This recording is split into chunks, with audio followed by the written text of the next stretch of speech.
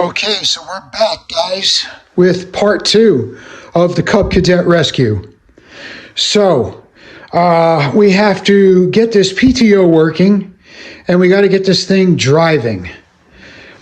So, I did have it running, and I did pull the dipstick, and there was nothing showing on the dipstick with it running. Whether it had the transmission in release mode or engage mode. That's engaged, that's released. So that didn't make a difference, right? So it wasn't a big deal. I drained it and I put some oil in it, and I did change the filter, which you can see down there at the bottom. Wasn't too big of a deal, right? Just a regular oil filter, cut and dry, spun it off, spun the new one on. So anyway, I had it running, and I started with 3 quarts, and I put 3 quarts in it, and, it still wasn't getting nothing on the dipstick. I think the pump is smoked. The pump right here ain't doing nothing. I don't know. I don't know that much about it. I still have to do some research on it. On the average, from what I understand, they all hold about a gallon. Maybe 5 quarts, almost 5 quarts with a filter, depending on which one you have. I know some of these older style pumps, like this one, it's 1995, that, it might have to be bled off a little bit to get it to circulate and get it pumping. But the more I think about it, with the whole situation with the previous owner and the story I got that he was using the machine and then shut it down and went inside and came back out and it was dead. Well, probably rightfully so, because it wasn't charging. It was running off the battery. There was no charging system in play here because he had a push button start, which you guys all know about. So I'm thinking he was driving along, and it finally ran out of oil because it was leaking at the dipstick. I had mentioned in the previous video that the dipstick was so loose that it was leaking oil out of there, and I guess he just never spotted it, realized it, or whatever. And as it ran out of oil, it stopped going because he burned up the pump. So that might be the case with that. But I'm gonna not worry about it too much right now because I'm already kind of assuming the worst with that. I do have to get this PTO going. The PTO, when I had first fired up this motor, the PTO was making like this noise, like, 2 steel plates were kind of sloshing around together. And I didn't like that. And I figured, even if I got it going, it's like, how long was it going to last? It didn't sound so good. The motor sounds great, but the PTO didn't sound so healthy. I had a little bit of chaos, naturally, to get this PTO off, because it's on the snout of the shaft, a couple or a few inches, whatever the distance is right here from beginning to end. So that's like a good 2.5, maybe 3 inches there. And, the muffler was in the way. So I had to take the hood off, had to take the muffler off. And when I took the muffler off, well, we had some trouble with that. There's the muffler. So the 3 bolts that actually hold the muffler to the frame, right? Those 3 holes that you see there. Well, that was a nice setup, it was good and strong and wasn't going anywhere. But, soaking them with some WD-40 and throwing some heat on them, snapped off. And this one, just forget about it. I had to cut it with the Sawzall. So, the muffler is toast. I started to look around for a muffler, and I couldn't find one anywhere, and I called Cub Cadet, and Cub Cadet said, "Oh, yes, we have it. It's $449. I was like, no way. So, that's a lot of money for a muffler. I was thinking and searching and trying to figure out, could I do something with something universal? And the problem is that, the distance that you have here between the bracket and then the actual hood is like 3¼ inches. And you could see the muffler, right? It's very thin. And it uses all of that space. So I was like, man, you know, like, what am I going to do, right? And I'm looking at stuff, all different mufflers for all different machines, just trying to get creative. And I was up against the wall. I was like, man, am I really going to have to spend $400, almost $500 by the time they tax me and send me the thing for a muffler? I was sick over that. I was like, man, this like really kills the head on the project. And then I thought, you know, I have this muffler, right? Which was for a mini bike application. These were threads here. And I just ground off the threads ever so slightly, you know, to where the threads were gone. And I tried to do it as evenly as I could. And I thought, you know, like, how nice would this be if I just shoved this in there like that, right? And weld that on there. And, you know, I know that's not so, like, correct because, you know, the flow of the exhaust is going this way. And, you know, you would really want it the other way with the flow of the exhaust going this way, technically, from the little to the big. But, you know, this is a pretty good snug fit. And I really don't think it's going to matter. And I'm really thinking about just calling it a day and welding that on there. And, you know, I'm only going to just, you know, put a little bead around that, right? And then cut a small hole or even a small square in the grill of the machine. Try to do a real nice, neat job because it's only going to stick out like that much. It's really not going to look bad. And, you know, and be done with it. This was $17, you know? So that's what I'm thinking about doing with that. I don't know how anybody else feels about that, but opposed to spending $449, that's a lot of wood, man, for a muffler. And then this pipe, which is also available, the exhaust pipe that you see, they want $119 just for that. Can you imagine if I had to buy all of that? Whew, I don't know. I'm not ready to do that yet. I didn't even sit on this thing and drive around the yard yet. So that was the whole situation that occurred with just trying to access, you know, the PTO so we could get this off, right? And naturally, that's a whole story. That thing's on there like, whew, man, that baby's on there. And I've been soaking, well, here, let me see if, I don't have the flashlight. Here, I'll show you. I've got the keyway on the top side, and I've been shooting WD-40 in there for a couple days now, just soaking it, you know, letting it get in there. And hopefully, you know, with a little bit of luck, she'll come off without, you know, getting too crazy with it. So hopefully that'll go okay. I'll get that PTO off and get the new one on and the new switch and the relay, and that'll be that. All right, so let me show you what I got. I did put that bolt inside of the crank here, and I've got that bolt snugged up really good. You wouldn't want that bolt loose, because if you're going to be pushing on this with the air hammer and vibrating, you know, you're just about guaranteed to mess up your threads. So if you do this or try this, make sure that bolt is tight. I took the heat guards off because they might be in the way for trying to pry at some flat spots here, you know, behind the pulley. But, you know, I mean, what the heck, right? And I just figured I'd try this. I seen some people do it on some newer machines. This machine's really old, you know, 95 anyway. She's old enough, and that might really be stuck on there. But I'm gonna, I've got the air hammer. I've never used this thing ever. It's brand spanking new. And I'm going to use this to blast away on that. Compressor is built up with air. My little Craftsman compressor. God bless that thing. Anyway, and I'm going to use a carpenter's bar here. It's got a little curvature to it. And I'm thinking like to get behind here, you know, depending on how I'm going to pry side to side. But, you know, this side I can start off with the curvature pointing up, and it just gets behind the exhaust there pretty comfortably. So anyway, that's what we're going to do. We're going to try to blast this thing off of there. If it doesn't work, then we'll just have to get a puller. But, you know, let's see what happens here. Let's see how this new tooth does. All right. Safety binoculars are on. Right behind that, that's a good spot right there.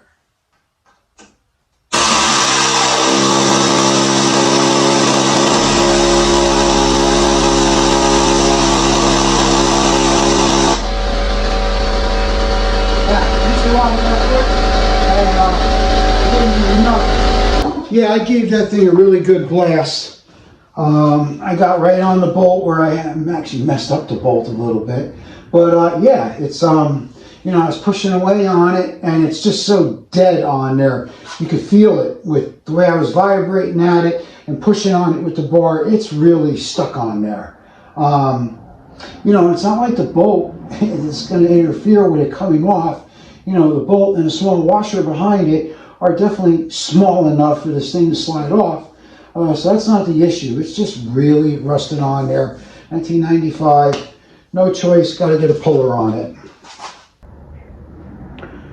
Okay, so you can see I got this on here now. I'm using a 3-jaw 8-inch puller, and you know, cheapo. It's nothing fancy. Hopefully it'll do the job. I've got it right behind this unit here, where this unit ends, the beginning of the clutch. I'm assuming so.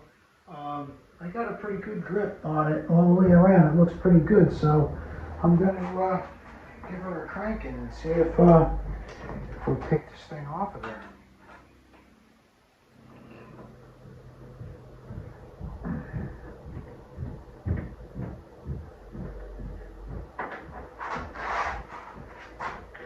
Just want to be careful here in case this thing decides to pop. Right now, this puppy ain't going nowhere.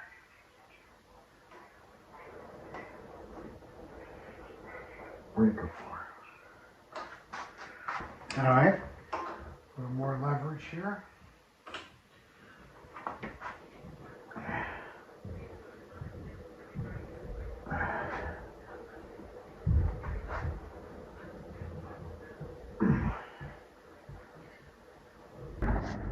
All right, so let's try this.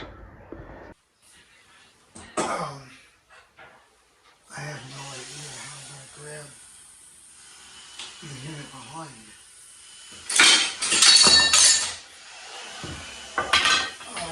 So, wow, it was really pressed on there. All right, well, you can see the puller got this piece off. This little shell to this. I mean, this monster.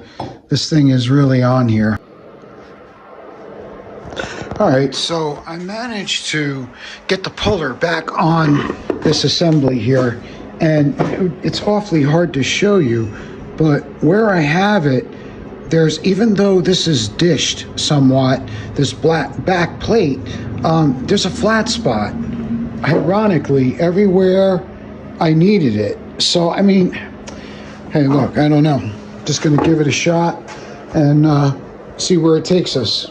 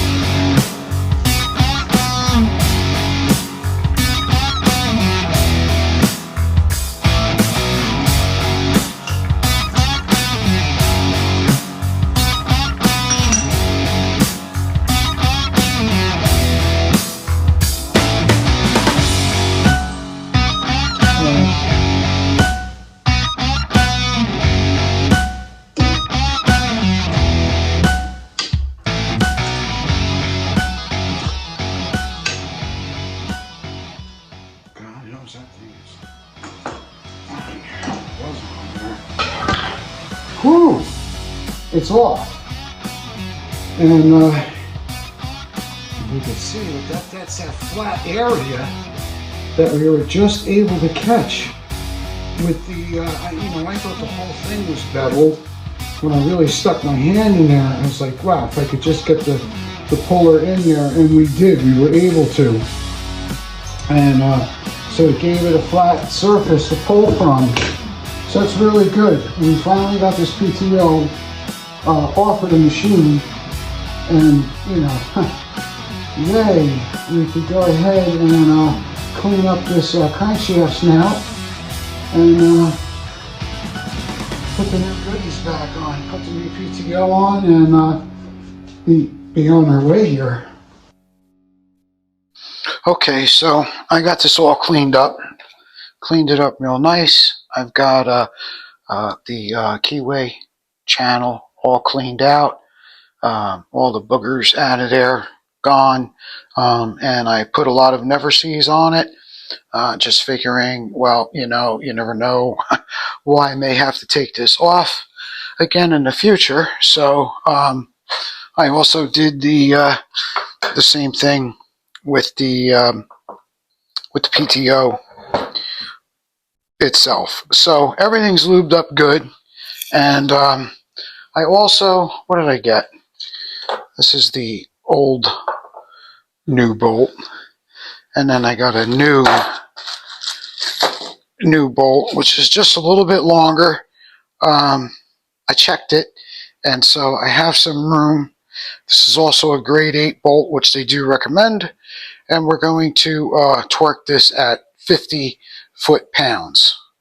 So that's it. That's where we're at. So I'll get you guys clamped on here, and we're going to go ahead and put this thing together.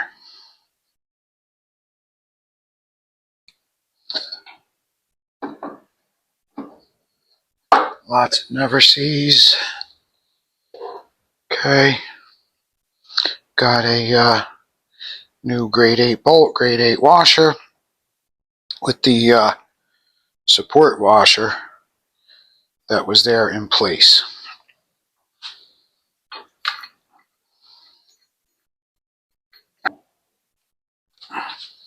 Okay, pipe wrench on the shaft, 50 foot-pounds,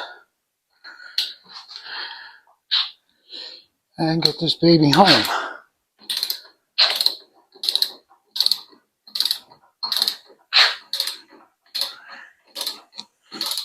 I would have stood on the other side, but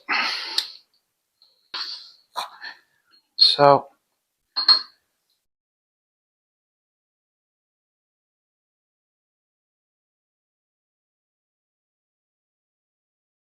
that feels like it could be 50 foot-pounds. I got a pretty long breaker bar here. Just gave it a good snugging for sure. So I don't see a problem with that. Disappointed with the torque wrench. Oh, what are you going to do? So this is nice. We got a new PTO pump. We have a new relay. And we have a new PTO switch.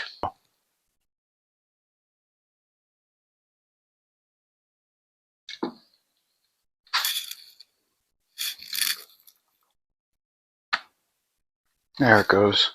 All right. Right.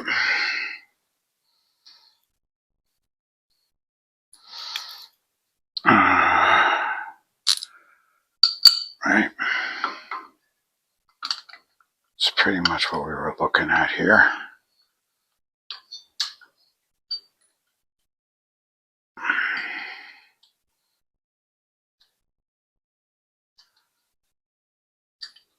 Right.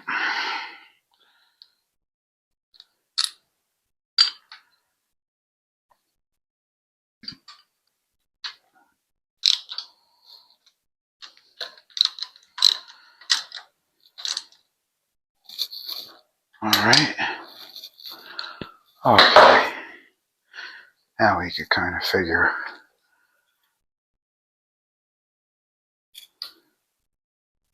something like that, right?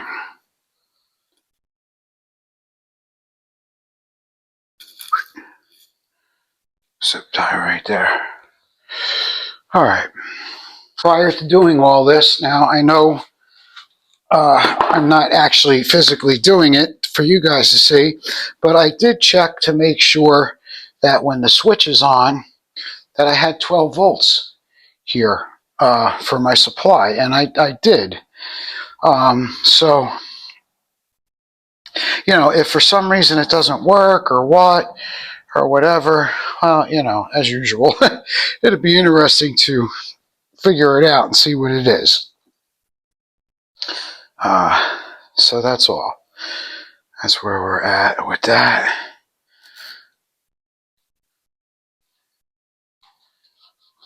Is on.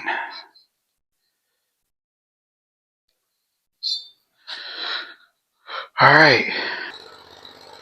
Okay, so I got it running, I got the idle up just a little bit, and the machine sounds okay. I mean, there's a little muffler on there. I'm listening to it. I don't know if you can hear it that well, but it sounds like it's running good. So anyway, we go to engage the PTO. Installs the machine. Well, I've got it unplugged from the PTO itself, and it's still stalling the machine, right? So that made me think, where, because usually when something like this occurs, there's a short, there's a bad ground, there's something electrical going on. So, start her back up. Okay, so I got it running again now, and if I take this spark plug off here, doesn't sound so good. Got a little mist to her. I take this one off, and it almost sounds the same. Okay, so there's two things left here, right? So, the coil packs are not putting out properly, and yet it's not really running 100% as far as the electrical goes. When I pull the spark plug on this cylinder, it just about stalls and dies out, which eventually does. And then if I pull this plug, it keeps running. So that's not good right there. That could cause the engine to stall when engaging the PTO because the coil packs are failing. Recognizing that through bad ground or whatever. The other thing is there's only one other issue down here, which would be the reverse safety switch, which kicks out the PTO, so when you back up, you're not still cutting the grass. Now, if that is shorted out, that could be our electrical problem right there, and I would just change that, but this thing is murder to get to. Ultimately, I've got to get the engine pushed forward, and I could get my hand in there and I'll be able to access that, because that is murder. That is just murder. The switch is really in a bad spot. So I could ultimately cut the wires over here and then jump the wires. But, I'm still looking at these two issues, and it would be nice to have that safety issue that when I select reverse, it stops cutting. And the fact that if the coil packs are not putting out 100%, that would also stall the engine when engaging the PTO. So either way, I've got to put coil packs in it, and either way, I should really get right to that switch. And when I pull the engine away, I'll be able to test that switch, and I'll know right away. Either way, that's what I'm looking at, and that's what I got to do here. I did already take out the drive shaft bolts on the drive unit and also on the motor. I've got to pop the starter off, along with the wires, and then it's just the choke and throttle cable with the fuel line, and I'll be able to take the engine off, or at least slide it away. These bolts I can get to. These down here on the driver's side, we'll call it, are accessible, but you can't get to these over here unless you take the starter out. So that's the game plan. For now, we'll stop here. In the meantime, I'll get some new coils. They should get here by the weekend, and we'll get back at it. See if we can get this thing going, this PTO going, and so we can cut some grass. So sit tight. We'll see you soon, and thanks for watching.